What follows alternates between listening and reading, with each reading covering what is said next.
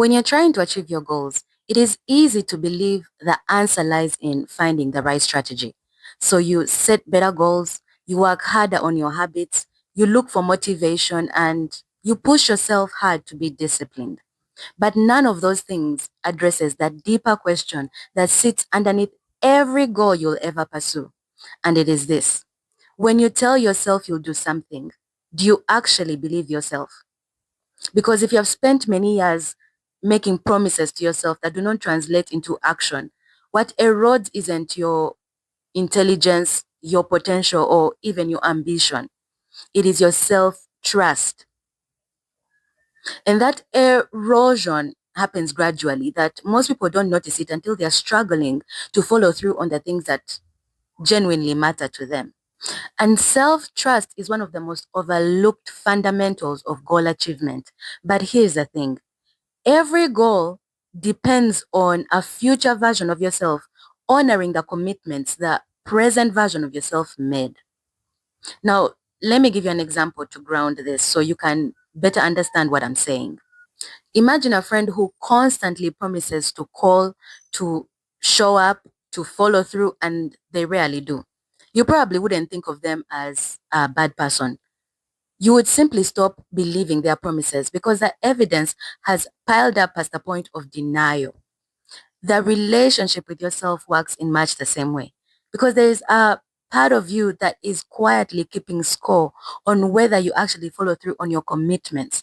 And over time, those experiences become evidence that shapes your belief on whether your word actually matters, on whether if it actually carries weight. This idea is closely related to what psychologists call self-efficacy, which is the belief in your capability of producing a specific outcome through your own actions. And the psychologist Albert Bandura, who introduced this idea, found that self-efficacy isn't built through motivation, encouragement, or positive thinking, but through something he calls mastery experiences, which is the remembered experience of successfully doing something. So a pep talk can take you through the day, right?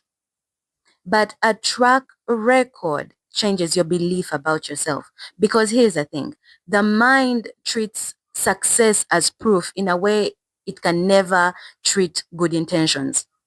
So when you say you will wake up at 6 a.m. to work on your novel, for example, and you don't, you haven't just simply missed a productive morning. You have added a piece of evidence on your growing pile of the evidence of your lack of follow through. Self-trust is different from motivation because it is not a feeling you generate in the moment. It is a conclusion you reach about yourself based on repeated experiences. And when that conclusion is positive, tasks feel surprisingly easy to work on because there's a part of you that already expects follow through. But when the conclusion is negative, even the simplest of tasks can feel heavy because there's a part of you that reviews the evidence and concludes that, you know what, she probably will not follow through. So in many ways, the goal isn't actually the obstacle. The obstacle is the widening gap between what you say you'll do and what you actually do. And confidence doesn't disappear because the task is difficult. It starts disappearing because the trust in the person pursuing the goal starts to weaken. And here's the thing, the erosion of your self-trust rarely unfolds in dramatic failures. Instead, it happens in small moments that at first seem insignificant. For example, you set the alarm for 6 a.m., it goes off, you give yourself a few more minutes, before you know it, it's 7:30, and you have missed your entire window of working on whatever you wanted to work on. A moment like that, or a morning like that, seems insignificant, right? It seems like it doesn't really matter. But more mornings like that strung together change your story. So the story shifts from I haven't achieved my goal yet to I'm the kind of person who says one thing and does another thing. And that shift matters because here's the thing. People tend to act in ways that reinforce their already existing beliefs. And if that belief takes hold, the pattern feeds itself. So at that point, the goal is even irrelevant. What you're fighting is a completely different thing. You are fighting the growing evidence that your commitment holds no weight. And this is why willpower rarely solves the problem. Because you can't out-discipline a belief that has been gathering evidence for years. The encouraging part about Bandura's work is that it actually points to a solution. And I've written extensively about Bandura's work because it is so good in my book, The Gold Truth. If you'd like to check it out, just click the link in the bio. So Bandura gives us a solution here because if self-efficacy is built through mastery experiences, then you can rebuild your self-trust through creating experiences that prove your follow-through. The problem is that most people do this by making dramatic comeback plans.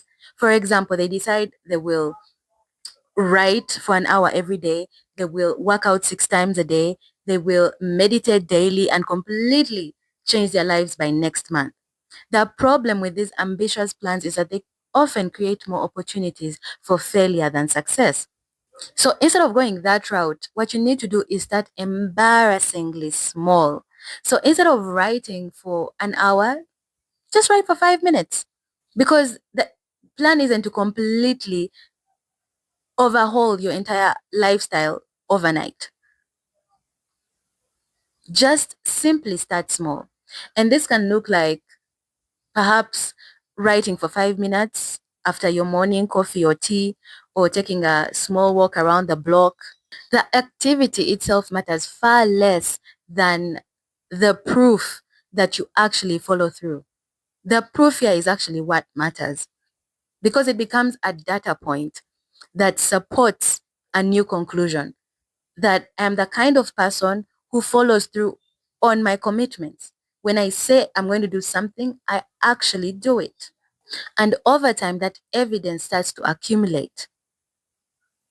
And unlike motivation, evidence doesn't disappear when you're having a tough time, when you're having a difficult week, when you're tired or stressed. It stays put even when doubt shows up because it reminds you that you have already demonstrated your ability to follow through. Here's the thing I want you to take from this video. Every kept promise strengthens your relationship with yourself, and every meaningful achievement is built on that relationship. Long before you achieve any goal, you become the kind of person capable of achieving it. And that transformation begins the moment your actions start aligning with your words again, no matter how small they are. Because here's the thing, a great life isn't built on bursts of motivation, ambitious plans, or occasional moments of discipline. It is built on trust, and most importantly, self-trust. If this resonates, the identity gap exercise in my workbook works through exactly this. Who you are being in moments where follow through has been hardest, and the small and simple promise that closes that gap. So if you'd like to access the workbook, just comment down below workbook and I'll share with you the workbook link. Thank you for watching this video. I'll see you in my next. Bye.